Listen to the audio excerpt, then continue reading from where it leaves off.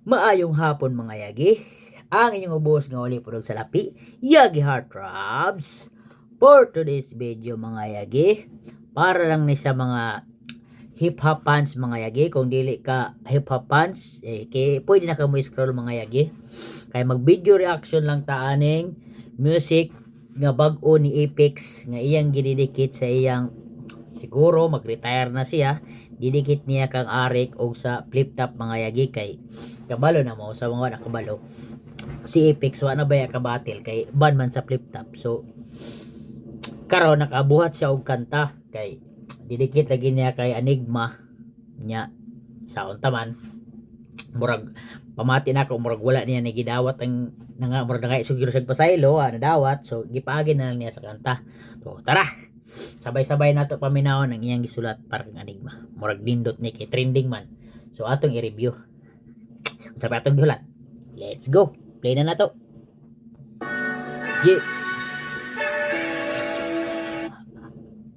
Bago rin natin i-play, ano pa lang, title pa lang sa kanta, murag kabalo na ka nga, murag diri na gid siguro mo man si Apex sa iyang rap battle sa flip top lang. Basin pwede pa man siya battle sa iba niya liga. So dire lang siya siguro sa flip top.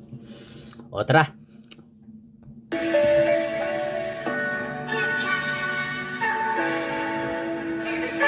Enigma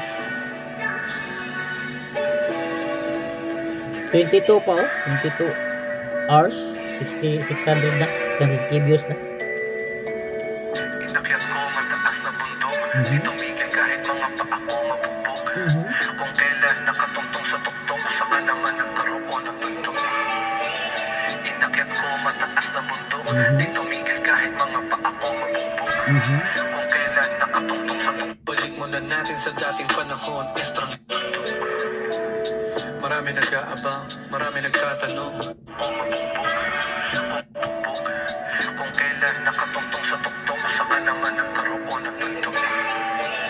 Inakyat ko mataas na bundok, di tumigil kahit mga paa ko mabubog. Kung kailan nakatungtong sa tuktok, saka naman nagkaroon ng tugtog. Sige pa, sa diha pa lang nga verse iyang gipakita gid og unsa kalisod ang iyang akyat para maabot niya ning iyang career karon. Tapos pagkaabot pa niya sa taas, imbis kay naa na siya sa taas karon, kay naa na gyud sa taas sa battle rap dito pa hinuon, imbis kay mo may nagbuilo na siya sa taas sa iyang career sa rap battle, gituldukan na hinuon. Sabot siguro niya gipatira niya si Enigma, siguro ang gituldukan ni Enigma ang iyang rap battle career. Marami nag-aabang, marami nagtatanong, kailan battle, miss ka na namin mong baon. Tinuod yun, daghan maginag sa iya hulat, daghan nagulat sa iya sa flip top, daghan gay nagka-call out sa iya sa mga MC nga gusto lagi siya makalaban, pero unsaon taman ban man siya mo nang iyan na lang mong gitaga-agras, iyan na lang diri gi-explain. Bago ko sagutin kung bakit ba ganon, ibalik mo na natin sa dating panahon, Estranghero at Ramon, Yausi at Pajuts, Dada versus Looney. Ito snappy na salut hanggang sa maligaw kay Eminem pati kay Juice. Binge watch ng right time pagkagaling ko ng school, rekta na kagad sa computer shop. Panahong di pa uso yung Google Maps, sinasoundtrack yung freestyle ni Supernat. Ako'y nahuli ng rap parang nabubit rap, hanggang sa mapanood yung Camel Toe versus Datu. Brand new, hinanap sa Quantum, acapella parang Downclouded versus Tantrum. Tagalog ba kaya yung dating ay naging times 2? Tinignan ko kung may Facebook sila, gusto ko na malaman kung meant to be ba, di lang simple na asaran parang. Sige, pakita niya diri nga sa sugod pa fans na siya sa flip top sa mga rap battle, mga MC. May pakita niya diri siguro gipakita niya diri nga bara nga nagsugod gid siya sa ubos, nagsugod gid siya sa pinakaubos nga ano pa siya, parehas ba sa mga normal nga mga fans pasama nato nga gatan-tan aura sa YouTube sa mga battle. Buti nga, inisip lang yung legacy, may A to Z pa. 2010, kalabang ko si Harlem T, B-A-T-T-L-E-R-A-P. Kung bigante na rapper parang Michael V, nagapi ng unang salang pero ice ng G. Ako'y OG parang Obi-Wan Kenobi. Unang GF ko nun kay Daddy Jody 500 pesos yung inabot kay Toti. Pasimple low-key palihim parang shinobi. Unang laban ko 17 anyos.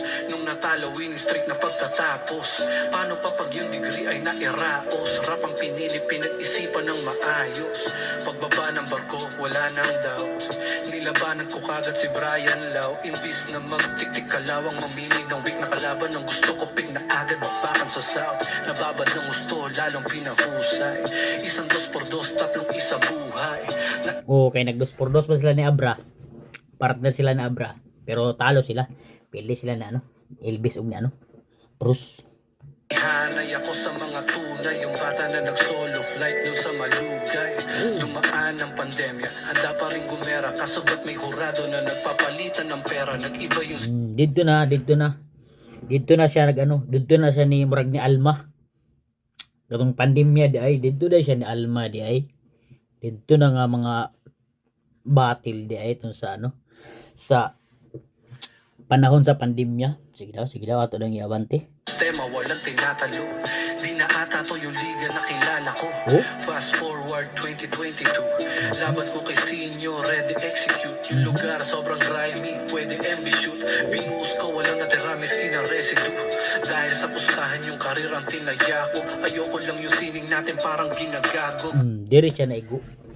Kay di lagi siya gusto himuog politika, himuog sudlag sugal ang rap battle sa flip top kay mahimo naman nagpolitika, sudlan man nagpolitika, pabor-pabor naman og asa ka naka sugal hanto dili na makita ang pure talent sa tao imbis kay hawd mapildi na kay tuwa man nakasugal ang mga judges mo nang gusto niya ipasabot kang enigma sa mga tao mo tong nakabuhi siya di maayo siguro nga di maayo nga linya sa battle nila ni Sinyo nga siguro na-open siguro si Enigma di wala takabalo. Sige, ito lang i-abanti. Yung ibang tao, pero may resibo, merong video garapalan na hindi na tinatago. Yari ka pati yung presidente pinanggamo. Aminada gide siya nga. Iyan ang gibangga si Enigma. Alam kung pwedeng kahinatnan ng ginawa ko. Buti kahit papano, merong pinagbago. At di totoo na matagal ko na yung pinaplano. Kung meron kong problema, dapat kinausap mo. Mismo. Malapit na yung battle nung nadagdag yung sa sulat ko. Mao di ay. Ulahin na dahil niya na buo to nga bara. Dool na di ay dili na pwede ma-iris. Kay naana sa kuan. Naana sa dool na ang battle. Pero ingon ani mo gud ni. Dapat man gud respeto gud. Diri nimo makita ang respeto. Diri nimo makita ka importante ugon sa ka importante ang respeto sa tao. Kay kung nagrespeto siya ato kay nagrespeto magdino siya kay Enigma pero siguro dili siguro enough ang iyang pagrespeto kay ngano nasulti niya to, di ba? Dapat ingon pagay ni ZR0, oo, walay boundary ang sining sarap battle. Tinuod walay boundary. Kay sining man na, wala man ay hukmana na. Pero dapat ang imong ginabuhian nga istorya kaya gid nimong barugan. Mo nay kaparat diha. Nga kinuod nga wala to oy walay boundary ang sining sarap battle pero dapat maghatag mo kag konsiderasyon ba si Enigma gud na amahan gud na sa flip top di ba dapat maguna-una pud ka tao maguna-una pud ka nga yung murag below the belt na ni akong gikuan mo nang nadawat gid niya ang consequence sa iyang gibuhat so padayon ta. Papaalam ko pa ba yung kay Enigma? Battle MC din siya, ulo pa ng liga. Yung pagkatalo raw kay Goryo ay di Aminado gid siya. Nagtuo siguro siya makasabot sa Enigma sa iyang kuan kay simple sa Enigma artist good pod. Di una-una niya makasabot siguro sa Enigma di ani kay artist gid siya, rapper gid siya, siya pagay presidente. Pero nakasabot siya nga wala kakaangay sa liga mo nung si Enigma siguro masa ba nang pataan di naman ni mao ni ang pang istorya ngano naangin naman ko sa iyang banat ato kay Sinyo kay naangin naman sa Enigma atong laban nila mo to siguro nialman si Enigma walang takabalo mo siguro nitabo kay ngano giba naman siya Adamdam, Di nakuha kampyonato na inaasam, liga ay sinasaktan, tangin ang pustahan yan dahil sa utang na loob, hinahayaan lang yung pusta isa. Diri siguro sa ako lang pamati murag da siguro nasakit sa Enigma nga dahil siguro sa utang na loob di man na mao para sa kuha lang di man na mao dili maabot ang flip top yung ana og mag-ano lang siya utang na loob nga kuan naman ay prinsipyo sa Enigma bisan kinsay posturya ko lang ng mga MC da padunggan ako sa mga interview na maayong tao gani sa Enigma nagi prinsipyo bisan to itiis ni itiis tara padayon ta. Milyon alam kung talo na ako, dagdag mo pa gawain nung mga horado, tensyonado, emotion, pressure, halo-halo, kaya sa entablado nagmukha akong parumbado. Lumipas ang 3 taon, siguro nawala na yung mga tampo ngayon. Flip top anniversary, nag-ayam pumunta doon para magpakumbaba at masabi ko yung rason. Walang driver si Loons kaya di nakasabay, sumama ko kay Zaki sa grabe sumakay, kahit di imbitado pumunta pa sa Y para May imagine mo siyang pagsulat siguro pagsulat ani niya nga mga bara na imagine mo nga murag plano gid siya nga mangayo gid siya pasaylo aning panahon na tong nilabay nga flip top anniversary nga ilang pagsaulog niadto gid siya ato padayon ta. personal mag-sorry at makipagkamay, bumili ng sariling alak at ng mangunguya para di masabi na ang kapal naman ng mukha. Siyatan gid niya una kay para paano ba lakas ng loob. Hindi lahat ng pasimple na nangungutya, pero baliwala, good level yung tinutungga. Hinintay ko siya, baka lang na traffic, pati si Luns wala pa. Ba naman yan awit, tinawag na bantay, si Enigma daw nagalit. At ang sabi sa akin, pinapaalis ka ni Arik. Yun lang. Ang sabi, Wa na gud, di na gid maano si Arik. Di na gid mahilot. Wa na gud. Di na gid madagilot si Arik. Tara, pwede na ta. ikaw ganun ba? Di na ako nagtanong pa. Sana lang hinarap niya ako, gusto kong mga musta. Kahit di nabigyan ng laban ay wala akong pake. Basta matapos yung gabi na maayos kami. Kaso eto na yung ending ni Tanga.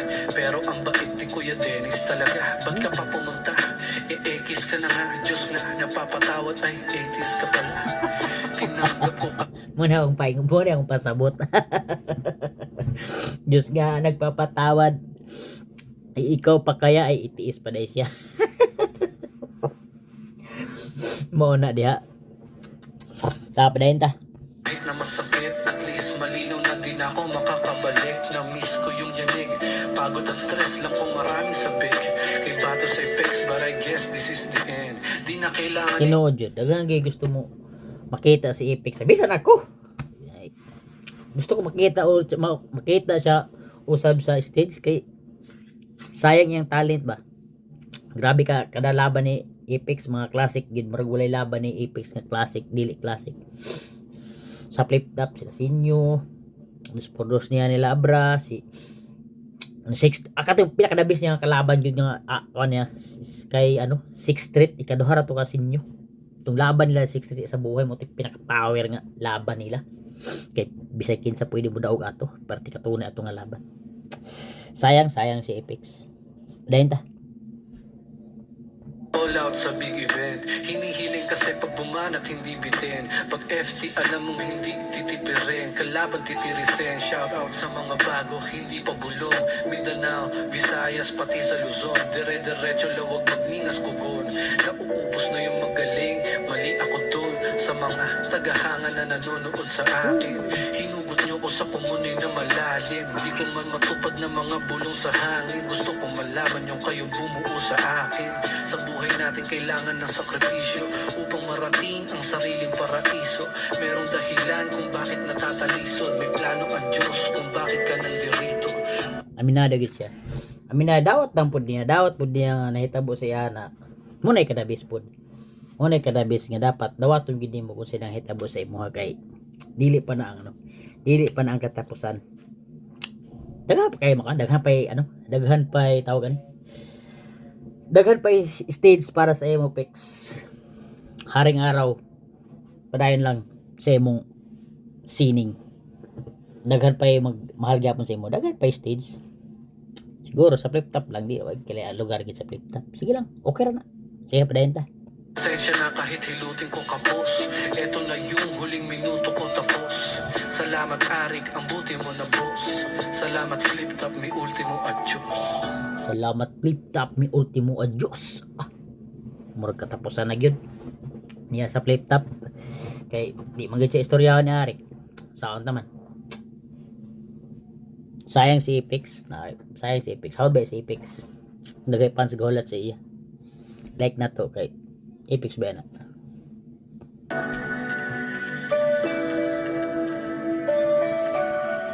Mora ito, humana. So, mora to mga yagi. Mora to ang atong video reaction sa bagong kanta ni Apex nga para sa flip top niya gididikit. Sayang. Mo nang lesson learn nato mga yagi. Bisan pag unsa nato ka kuan, ka hawd. Mo respeto gid ta sa atong mga senior. Bisan asa nga aspeto sa kinabuhi, sa trabaho, sa negosyo, sa kuan, respeto gyud ka sa senior nimo. Kay ayaw gid siya bisan tuod imo siyang magara-garaan, maabi-abihan, binli gid og pagrespeto kay para dili nimo maka kuan ka sa iya nga oy murag dili ani maayo. Kay kung wala na kay respeto, murag imon masubra na ka sa kuan, sobra na ka sa pagkaabi-abi, mawala ng respeto, diha ka madaot. Butang si ato lang ibutang example si Apex. Kung nagrespeto siya ato, kani naman siya respeto hinoon, pero na siguro na limta na niya kay tungod sining ra ni. Kuan ra ni. Rap battle ra ni. Nalimta na niya ang pagrespeto nga oy, murag below the belt naman dito akong kuan.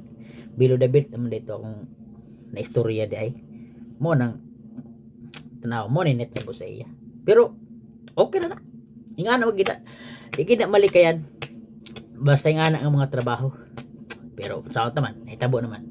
So dire lang ko kutob para sa atuang video reaction sa trending topic karon nga kanta ni Apex para sa flip top. Di na ako tason hinaot nagkasinabot ta sa akong reaction para sa iyang kanta. So dire ako di na ako tason. Babayu! Ang inyong ubuhos, uli po sa labi, Yagi Heartthrobs.